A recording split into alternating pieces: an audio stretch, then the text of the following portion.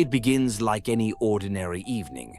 A man steps out of his apartment, his jacket pulled tight against the autumn chill. His footsteps echo in the quiet street, barely noticed by the few passers-by.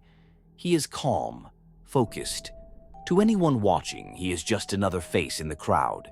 But this is the last time anyone will see Michael Lorne. The next morning, his car is found abandoned, keys still in the ignition. His phone, silent. His apartment, undisturbed. No forced entry, no distress call, no sign of struggle, just emptiness. As if he ceased to exist the moment he stepped beyond the glow of the street lights. The investigation should have been straightforward, but every lead unraveled into something more puzzling. Surveillance footage shows Michael walking toward a building, but never coming out. Eyewitnesses recall seeing him on the other side of town at the same time. And then there's the recording, a voicemail he left for a friend just hours before he vanished.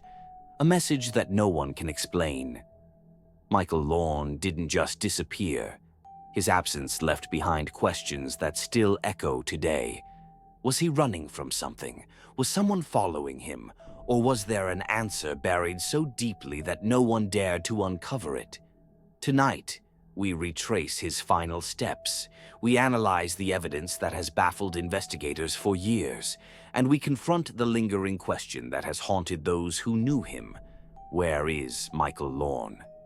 Michael Lorne wasn't famous. He wasn't wealthy. He had no known enemies. By all accounts, he led an unremarkable life until the night he vanished without a trace. 34 years old, a freelance writer, lived alone in a modest apartment in the city. He wasn't particularly social, but he wasn't a recluse either. A few close friends, a quiet routine, a man who kept to himself. If anything was unusual about Michael, it was only in hindsight, things that seemed insignificant at the time, but after his disappearance felt impossible to ignore. A week before he went missing, he told a friend he felt like he was being watched. He didn't elaborate, just a passing comment over coffee, almost like a joke. Days later, he mentioned it again.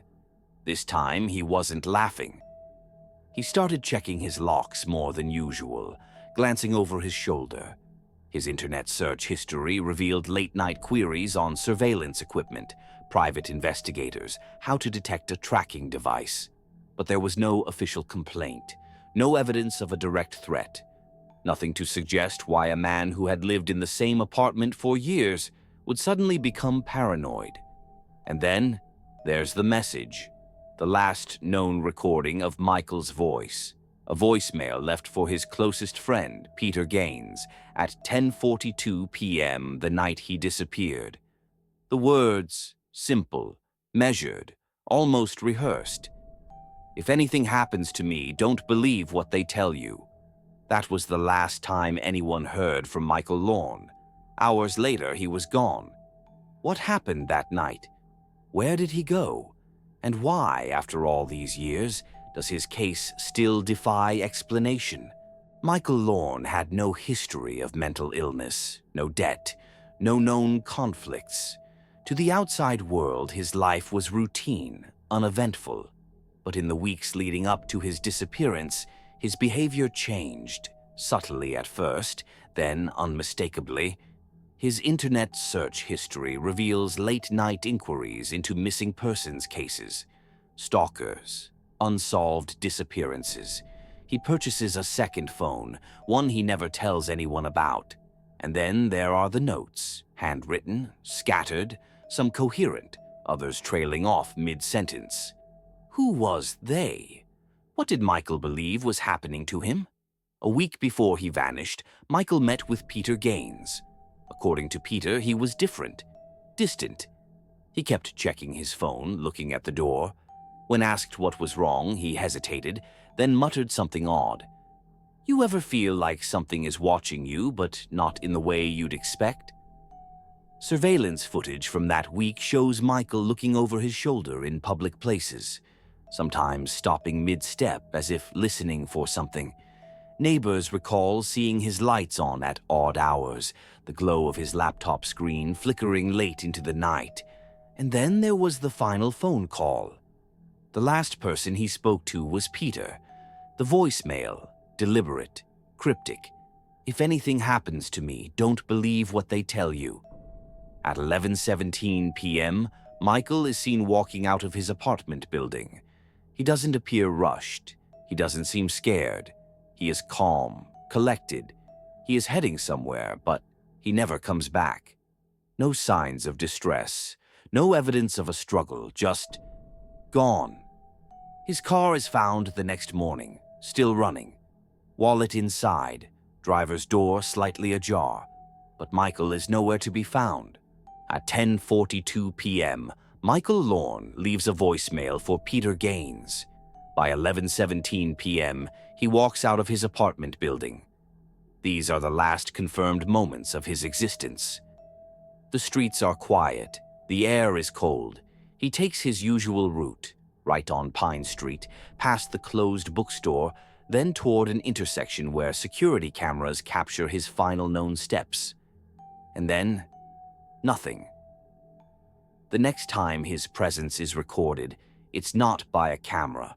It's by his abandoned car, found on the outskirts of town at 5:23 a.m.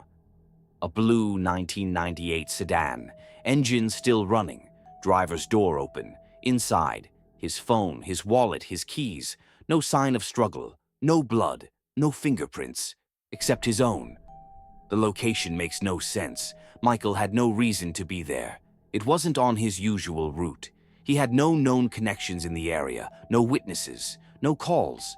Just an unmoving car in the dead of night. Theories emerge. Some believe he staged his own disappearance, that he walked away from his life for reasons unknown. But there's no evidence of this. His bank accounts were untouched. His apartment left exactly as it was. No sign of premeditation. Others suggest foul play, that someone was waiting for him, that he got into the wrong car that night, but there were no signs of a struggle, no reports of suspicious activity, no indication that anyone else was even there. Then there's the theory no one wants to discuss, that something happened to Michael that cannot be explained, because what investigators found next changed everything. For weeks, the search for Michael Lorne led nowhere. No leads, no suspects, no trace of where he could have gone. And then investigators uncovered something unusual. A security camera, several miles from where his car was found, captured movement at 3:12 a.m. A single frame, a blurred figure, the clothing, a match for what Michael was last seen wearing. But the location? A place he had no known connection to. The figure doesn't move, doesn't turn, just stands there. Moments later, the camera glitches. When the feed restores, the figure is gone. Investigators comb the area but find nothing. No footprints, no discarded belongings, no evidence that anyone had been there. It was as if whoever or whatever stood in that frame simply vanished. And then there's the recording, a voicemail retrieved from Michael's second phone, the one he never told anyone about. A message left at 2:58 a.m., just minutes before the camera picked up the figure. Voice analysis confirms it is Michael, but what he meant, what he saw that night, remains unknown. Michael Lorne's disappearance remains one of the most baffling cases in recent history. No body, no confirmed sightings, no solid leads, just a trail of unsettling clues leading to a dead end. Authorities eventually closed the active investigation, citing a lack of evidence. Officially, Michael is classified as a missing person. Unofficially, the case remains open in the minds of those who followed it. Some believe he vanished willingly, escaping from something or someone he feared. Others think he was taken, though by whom or what remains unknown. And then there are those who question reality itself. Was Michael Lorne's disappearance something we can explain, Or does it belong to the growing list of cases where logic falls apart? One fact remains. Michael Lorne walked out of his apartment on the night of November 12th and was never seen again. Michael Lorne's case remains unsolved. No answers, no closure, just theories, speculation, and a growing list of unexplained details. What do you think happened to Michael? Was he running from something, taken by someone, or did he uncover something that was never meant to be found? If you found this story chilling, make sure to subscribe and turn on notifications.